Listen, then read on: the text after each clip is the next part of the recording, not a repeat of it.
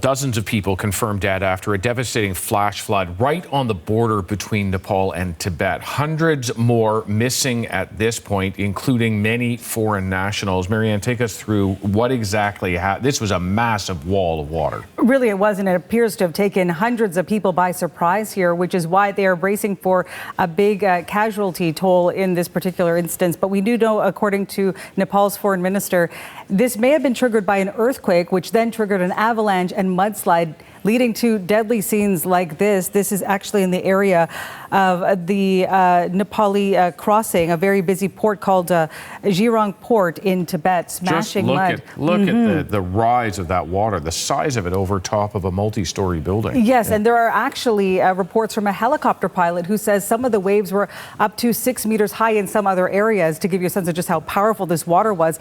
The New York Times is actually quoting a glaciologist who's studying what happened here, that this was also caused by an ice avalanche from a very high altitude, which would explain those big waves that we were just looking at. Either way, the death toll here already quite high. Dozens of people now confirmed dead. That's from Nepal officials, but this all happened along the Nepal-Tibet border. So officials in China also watching what's happening here, bracing also for a high death toll. Unfortunately, they're also still looking for hundreds of people.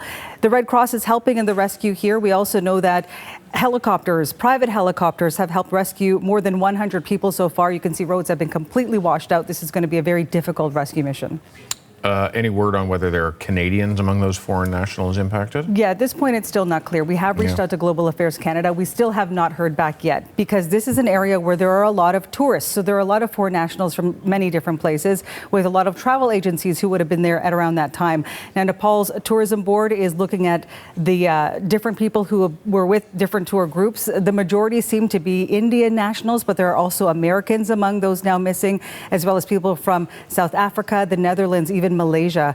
People are really reeling from what happened here. It's not the first time, of course, this area has dealt with a natural disaster, but one of this scale they have not seen in many years. They're also dealing with not only the tourists who are missing, but of course the locals who are also still missing, and that includes members of the military and police, even members of parliament in Nepal, both sides of the border vowing for all hands on deck in this rescue mission. All right, Marianne, thanks very much.